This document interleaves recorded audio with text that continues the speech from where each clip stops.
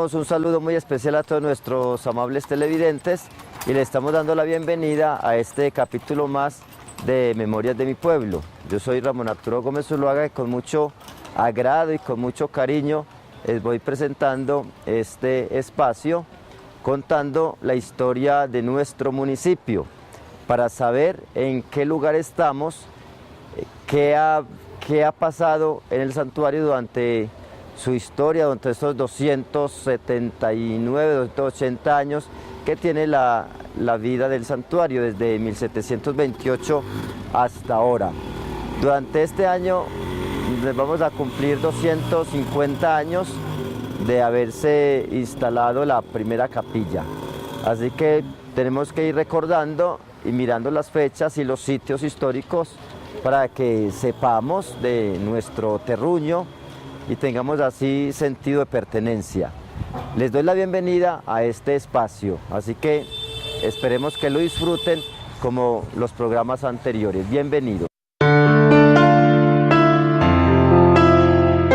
El mensaje de hoy será tomado de este libro que se llama La culpa es de la vaca y nos referimos como al papel de la educación en la persona. Educar es sembrar, titula el mensaje que les voy a compartir en el día de hoy. Germán tomaba todos los días el mismo autobús para ir a su trabajo. Una parada después de la suya, siempre subía una anciana y se sentaba al lado de su ventana. La anciana abría una bolsa y durante todo el trayecto iba tirando algo por la ventana. Como todos los días hacía lo mismo, Germán, muy intrigado, se acercó a ella y le preguntó qué era lo que tiraba por la ventana. Son semillas, le dijo la anciana, pero las semillas caen encima del asfalto, las aplastan los coches, se las comen los pájaros. ¿Cree que sus semillas germinarán al lado del camino? Seguro que sí. Aunque algunas semillas en efecto se pierdan, algunas más acabarán en la cuneta y con el tiempo germinarán. Pero tardarán en crecer, necesitan agua, replicó Germán. Yo hago lo que puedo hacer. Ya vendrán los días de lluvia. La anciana siguió con su tarea y Germán se fue a trabajar pensando que la anciana había perdido un poco la cabeza. Unos meses después, yendo para su oficina, al mirar Germán por la ventana, vio todo el camino lleno de flores. Todo lo que veía era un colorido y florido paisaje. Se acordó de la anciana, pero hacía muchos días que no lo había vuelto a ver. Preguntó al conductor: ¿y la anciana de las semillas? Pues ya hace un mes que murió, contestó el chofer. Germán volvió a su asiento y siguió mirando el paisaje. Las flores han brotado, se dijo, pero ¿de qué le sirvió a la anciana su trabajo? No ha podido ver su obra. De repente, oyó la risa de un pequeño. Era una niña que señalaba entusiasmada las flores. Mira, papi, cuántas flores bellas. Dicen que Germán desde aquel día hace el viaje desde su casa al trabajo con una bolsa de semillas. No es sembrar flores lo que hacen los educadores. Ellos, los maestros, los profesionales de la enseñanza, no pueden ver cómo crecen las semillas plantadas, las esperanzas y diseminadas en el corazón de los adolescentes que llenan sus clases, pero algo hicieron por ellos. Y como los padres son, o deberían ser, los grandes educadores, también ellos pasarán en el potente significado de esta historia, porque educar es sembrar semillas en el camino y en el corazón de los jóvenes. La educación es entonces esa gran misión de sembrar. Son semillas. Lo hacen los padres de familia, lo hacen los docentes, todas las personas que buscan una transformación en la sociedad. En este momento yo siembro semillas de cultura, semillas de historia, redescubriendo y desempolvando la historia del santuario. Aunque para muchos esto que estamos haciendo no vale la pena, porque como dicen algunos, en este pueblo no hay cultura y no se aprecia la cultura. Pues nosotros hacemos lo nuestro, tratando de divulgar lo que tenemos, la historia, nuestra idiosincrasia, lo que se ha hecho, valorando cada espacio que tenemos, valorando los momentos históricos grandes que el santuario ha tenido en la historia nacional. Aunque para muchos sea un perdedero de tiempo, para otros valorarán con mayor acierto porque tienen en su corazón y tienen en su mente algún conocimiento. Yo hago lo que me corresponde, lo que puedo y sé hacer, que es divulgar, hablar, investigar, leer, estudiar para compartir con ustedes a través de este programa. Esas son las semillas que vamos sembrando. Aunque para muchos esto no vale la pena y no sea lo realmente atractivo, porque yo sé que hay algunas familias que cuando empiezan este programa pueden cambiar de canal. ¿Por qué? Porque no les gusta ante todo los jóvenes, pero hay otras personas que antes van a buscar el espacio de Memorias de mi Pueblo, que también lo pueden ver por diferentes medios, por YouTube, por la red de televisión, que ahí pueden encontrar los programas que vamos subiendo a la red. Así que esa es la misión de nosotros, tratar de sembrar las semillas de la cultura, las semillas de la historia. Ese es entonces el mensaje del día de hoy que les quería compartir, como la educación, ese proceso de siembra que está en los corazones. A los maestros no les toca ver a veces el resultado, pero la vida los irá premiando y más adelante se pueden ver los frutos y las semillas que se van sembrando. Por eso hay que tratar de hacerlo con amor, con entusiasmo, con esperanza, a pesar de que en momentos parece que se siembre en el desierto. Las buenas prácticas en el hogar, en la familia, en la sociedad, en nuestro pueblo, el resultado se ve a largo plazo. ¿Por qué? Porque tiene que germinar y pensar poco a poco. Así que este es el mensaje que les quiero dejar. Eduquemos buenas prácticas, prácticas de convivencia, prácticas de respeto, prácticas de cultura, y veremos cómo florece nuestra sociedad de nuevo con valores, recuperando los valores que se han perdido. No importa que el desierto sea grande, aunque sea que la semilla sea la semilla buena, para poder así ver más adelante frutos de bondad, de valores, de respeto, de agradecimiento, de buena convivencia.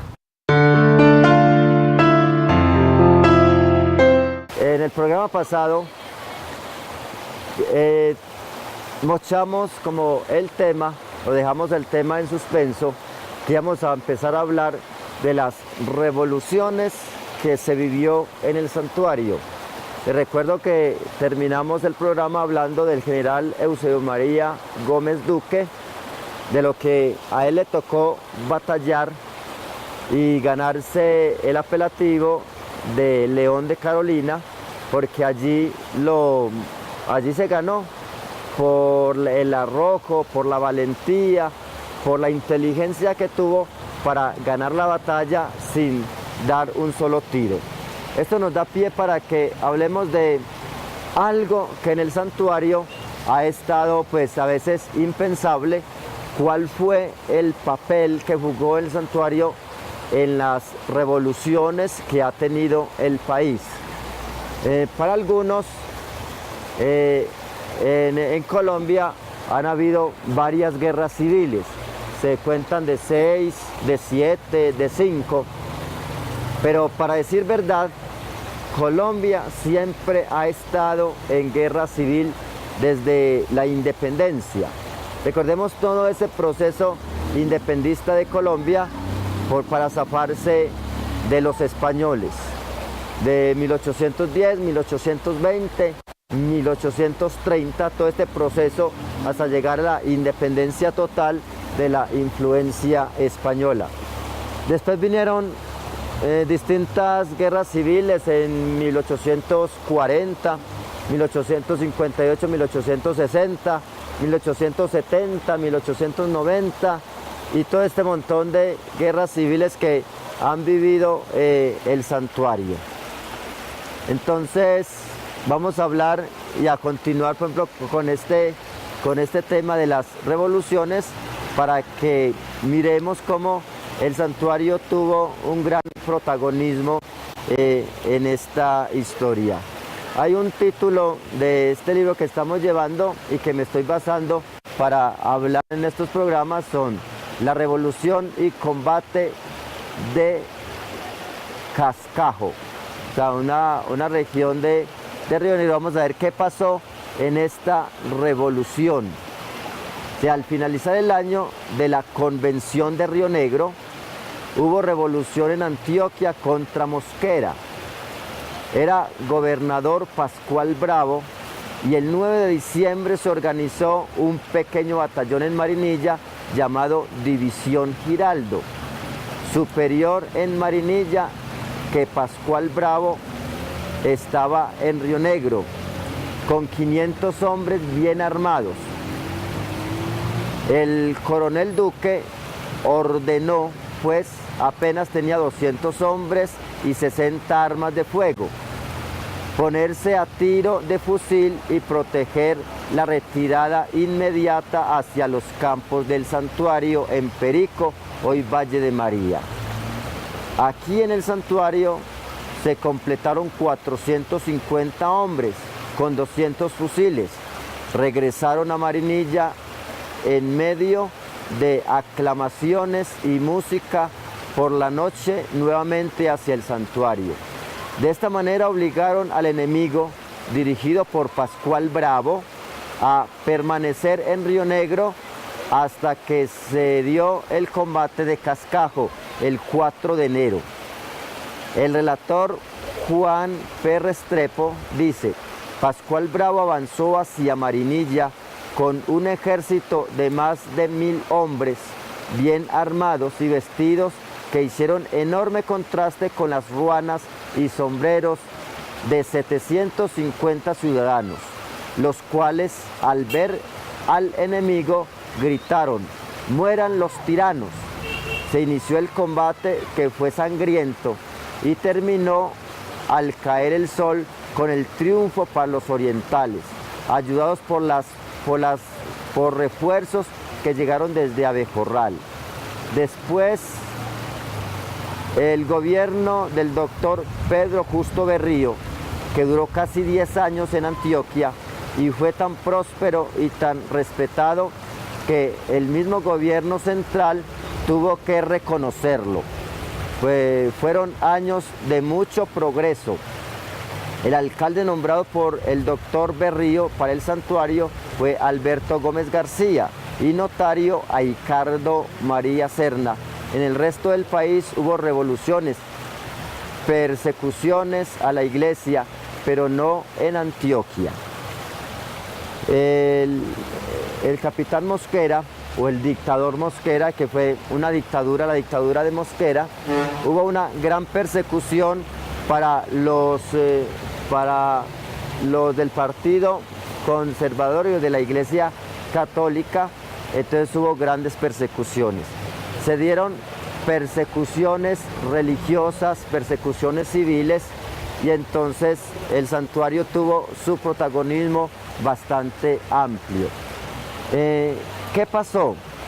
Después de esta revolución, todo lo que hizo el santuario, porque fue protagonista, participó con el general Eusebio María Gómez y todos los demás, el general Giraldo, Rafael María Giraldo, que fue gobernador de Antioquia en 3 ocasiones, y dice que la época de la gobernación de Rafael María Giraldo y luego de Justo Pedro Berrío fue de las más prósperas del país.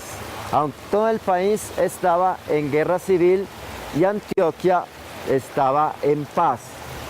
Ese tiempo que se vivió entre 1856, 1860, 62, porque la gobernación de Justo Pedro Berrío fue de 1862, 63 en adelante, porque hasta 1862, 61, 63 estuvo Rafael María Giraldo y después fue el gobierno de Justo Pedro Berrío, el gobernador Berrío, que fue de los años prósperos porque supieron afrontar con valentía las batallas civiles.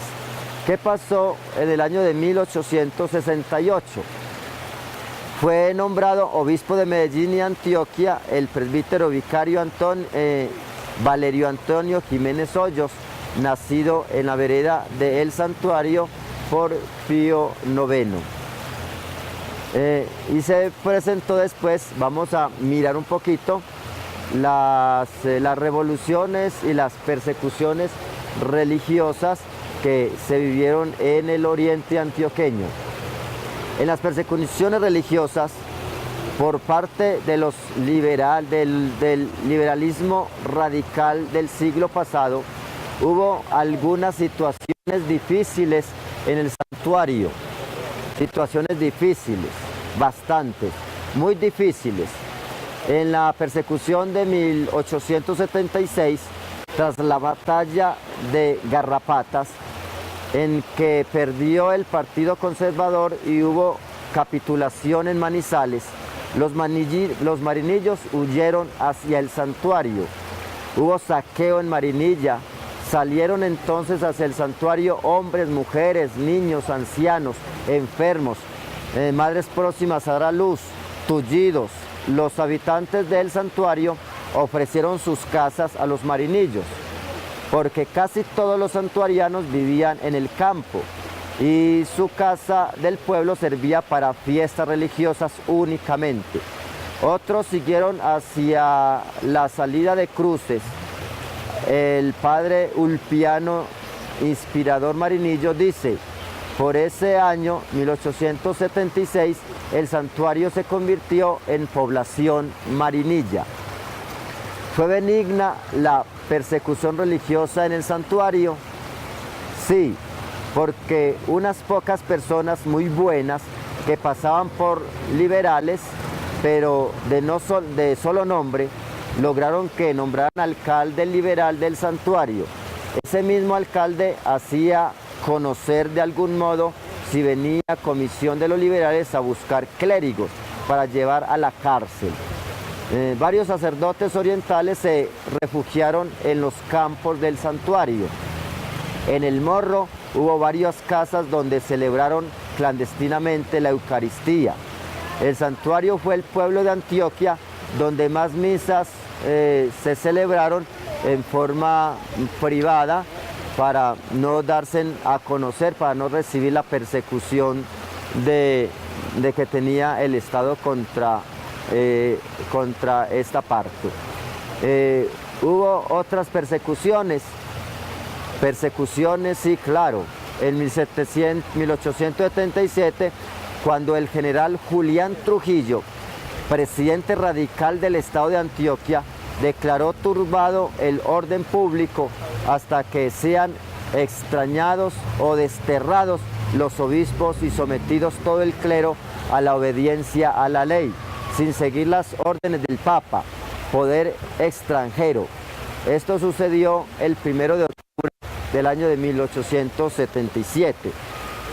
En el santuario hubo persecución, sí, claro que hubo persecución.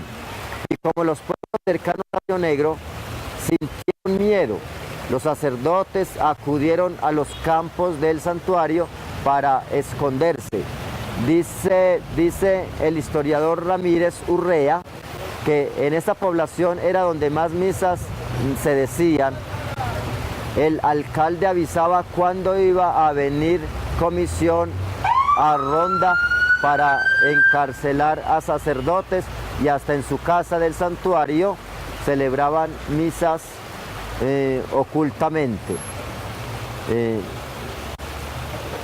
Es entonces como este capítulo de las revoluciones que hubo en esa época, que vale la pena entonces ponerle un poquito de atención, porque de esto no se habla casi, cómo hubo persecución religiosa y el santuario de cierta manera fue protegido y fue casa de refugio para muchos sacerdotes del oriente antioqueño, incluso hasta del obispo Valerio Antonio Jiménez Hoyos, que era el arzobispo de Medellín en ese entonces, y le tocó refugiarse por la persecución que hubo de las guerras civiles.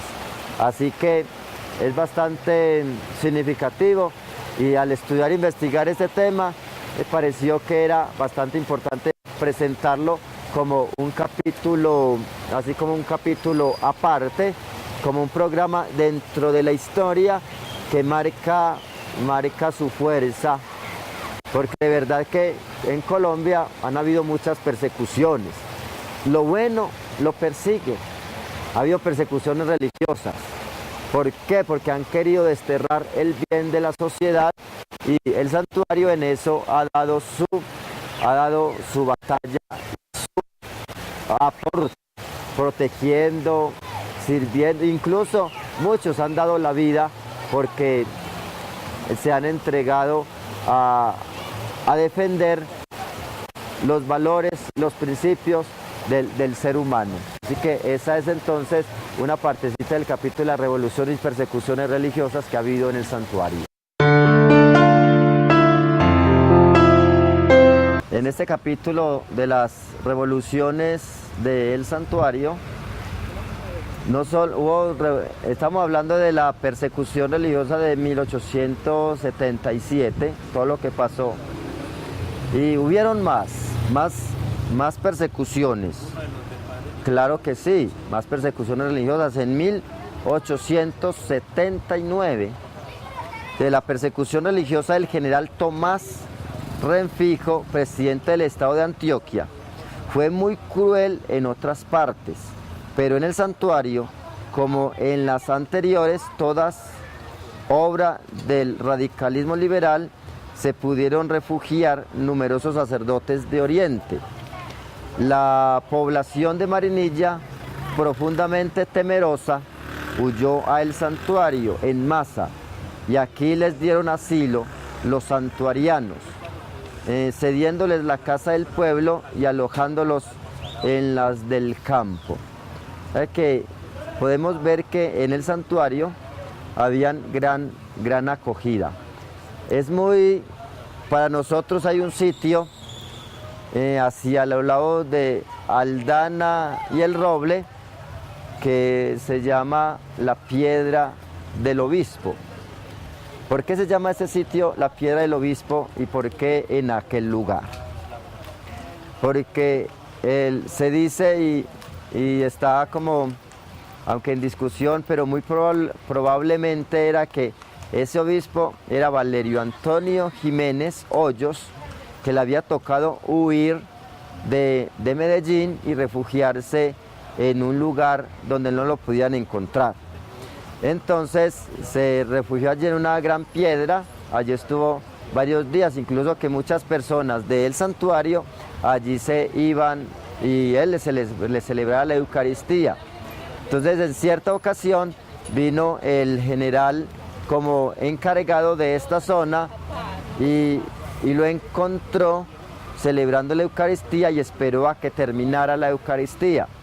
Y apenas terminó, entonces lo llamó aparte y dijo: vea, yo tengo el encargo de llevarte preso a la ciudad, pero como no lo voy a hacer, entonces por favor usted se queda escondido por acá en estos lados, y yo voy a procurar de que no le pase, hasta que pase pues como todo este bochorno que estamos viviendo. Y así fue. Entonces ese sitio allá, entre El Roble y Aldana, Aldana Abajo, si eres al lado de la montaña, se llama ya la Piedra del Obispo, por esta razón.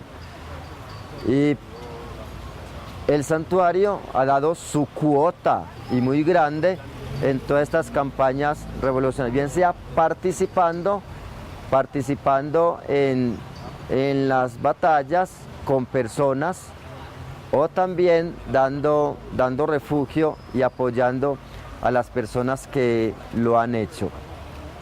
Por algo, el santuario se conoce en la historia por la batalla, por el combate que hubo con José María Córdoba y el general Oleri aquí en el santuario el 17 de octubre de 1829.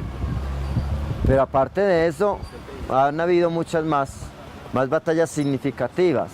En ese entonces, porque el general perdió la vida con varios de sus seguidores, salvando precisamente el honor a la libertad. Y luego en las batallas de 1877, 1879, todas las casas del santuario sirvieron de refugio para los que en ese entonces eran perseguidos.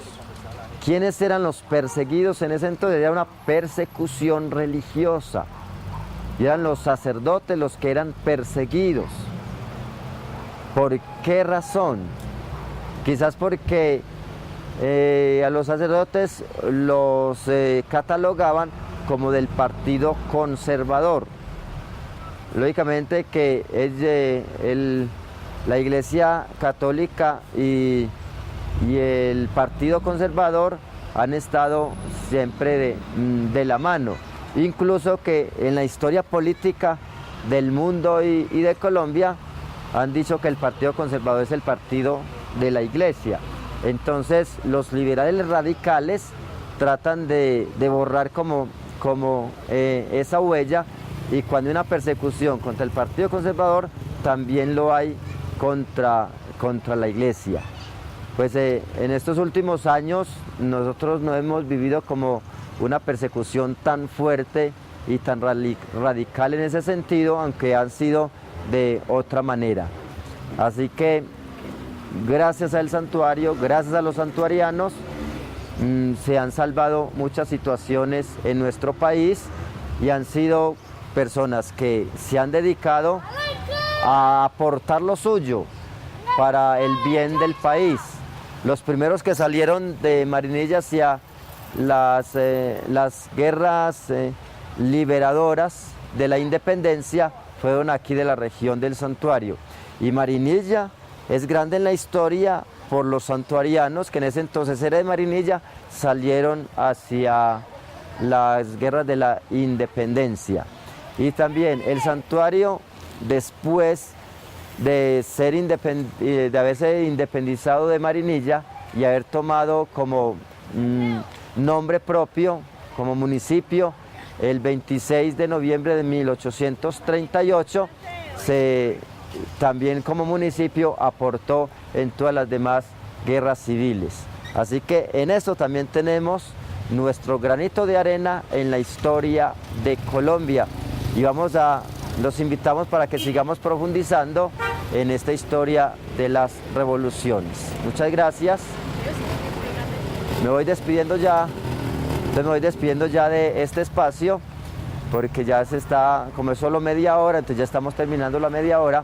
Muchas gracias por permitirme llegar hasta ustedes con estos aportes para nuestra cultura en la historia del santuario. Nos encontramos y nos vemos en el próximo programa.